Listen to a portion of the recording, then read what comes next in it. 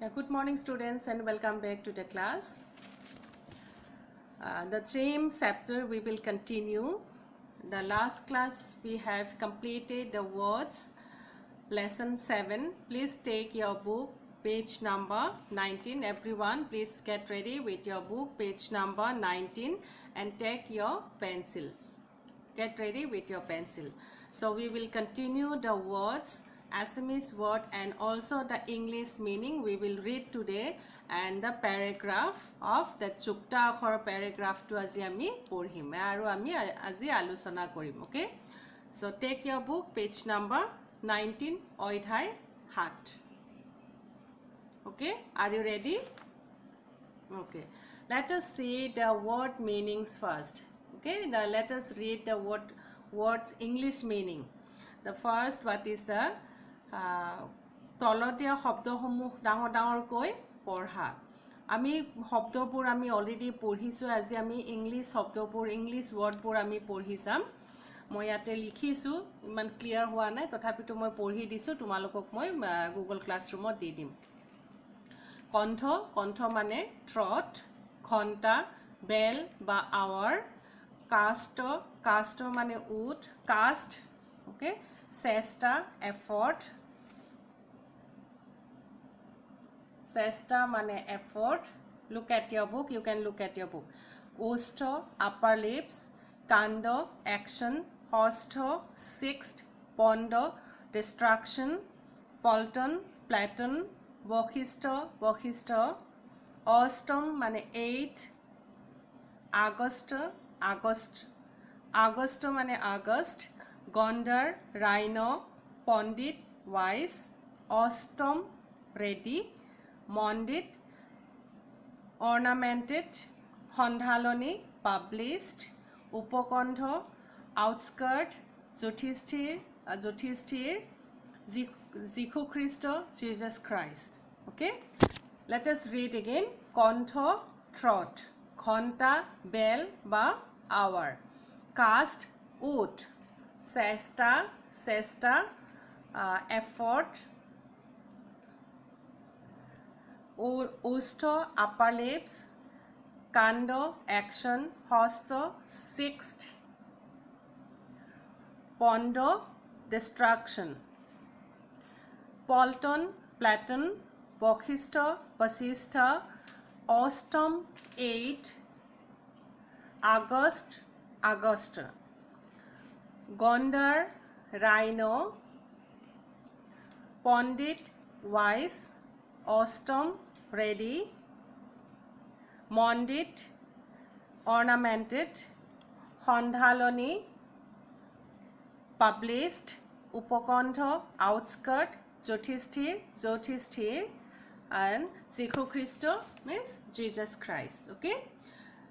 so the meaning I will give you in the Google Classroom you can write in your copy next look at your paragraph okay and take your pencil everyone please take your pencil and the difficult spellings you need to underline so Bristi aru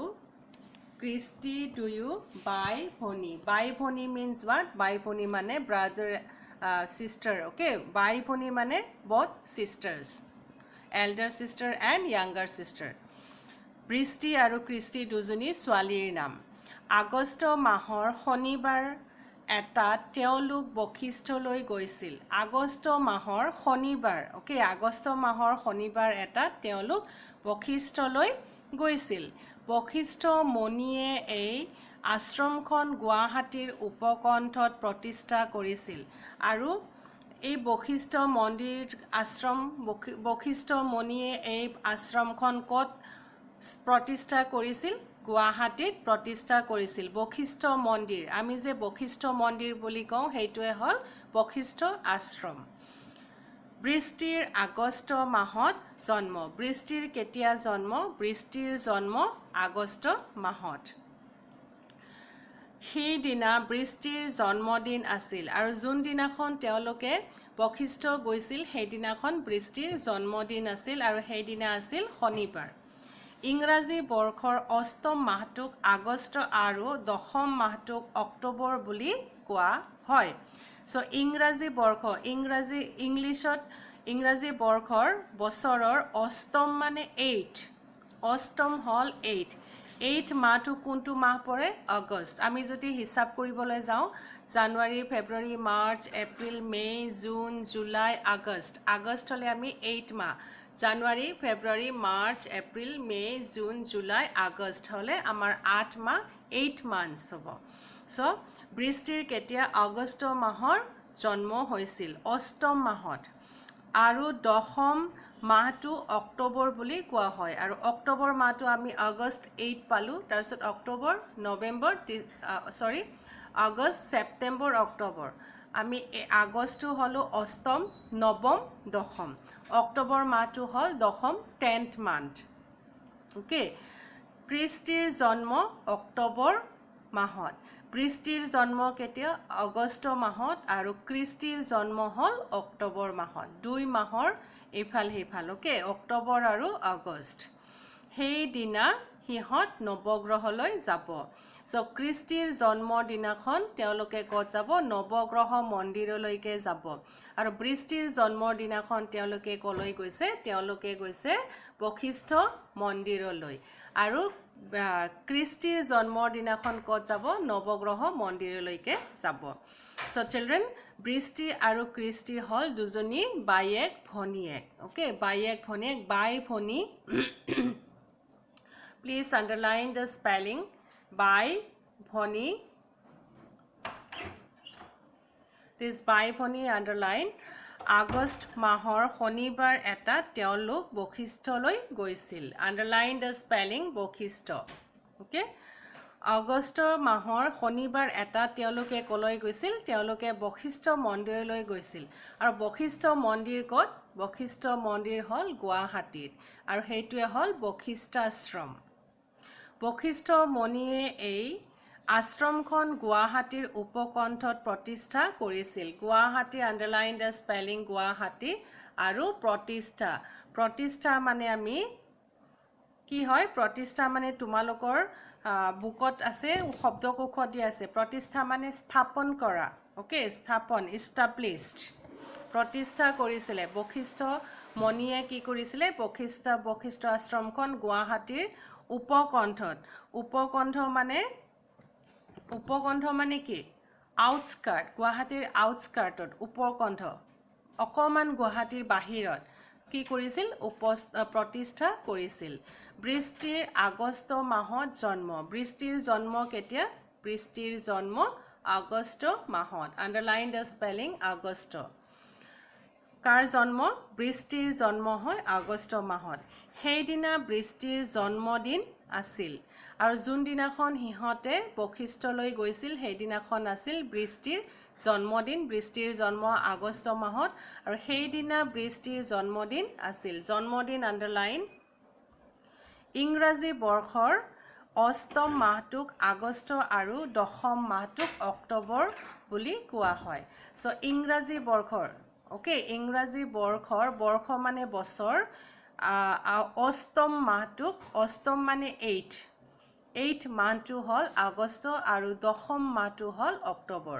underline October underline কৃষ্টিৰ জন্ম অক্টোবৰ মাহত so বৃষ্টিৰ জন্ম আগষ্টত কৃষ্টিৰ জন্ম অক্টোবৰত সেইদিনা হিহত নৱগ্ৰহলৈ যাব আৰু কৃষ্টিৰ জন্মদিনাখন তেওঁলোকে নৱগ্ৰহলৈ যাব ওকে সো ভেৰি নাইস আমি কি কৰো আমিও নিজৰ জন্মদিন দিনাখন আমি মন্দিৰ গীৰ্জা বা প্ৰাৰ্থনা কৰিবলৈ আমি ওলাই যাওঁ ঠিক তেনেধৰণে বৃষ্টি আৰু কৃষ্টিও নিজৰ জন্মদিনৰ দিনাখন মন্দিৰলৈ প্ৰাৰ্থনা কৰিব গৈছে যাতে তেওঁলোকে আকৌ এই নতুন বছৰটোত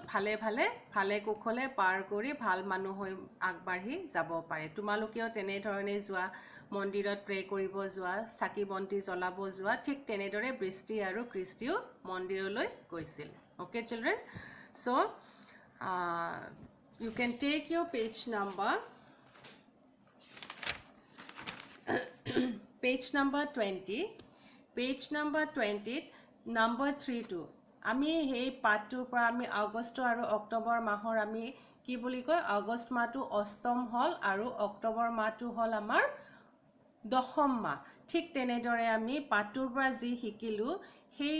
পাঠৰ লগত ৰিলেটেড হয় তলতীয়া শব্দকেইটা সংখ্যাৰে লিখা সংখ্যা means number you need to write down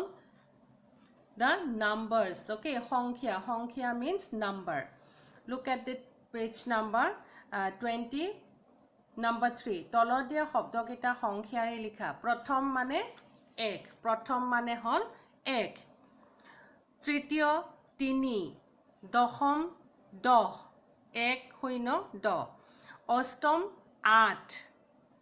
পঞ্চম 5 দ্বিতীয় 2 ষষ্ঠ 6 চতুৰ্থ 4 নৱম 9 so আমি ফাৰ্স্ট ওয়ান আমি কি পালো প্ৰথমটোত আমি প্ৰথম হলে আমি কি লিখিব লাগিব 1 ওকে প্ৰথম হলে 1 ওকে let us write প্ৰথম হলে আমি কি লিখিব লাগিব 1 তৃতীয় হলে ওকে সৰি প্ৰথম হলে আমি ইয়াতে লিখিলো 1 তৃতীয় 3 দশম হলে 1 0 10 অষ্টম মানে কিমান আছিলে 8 পঞ্চম মানে হল 5 দ্বিতীয় মানে হল 2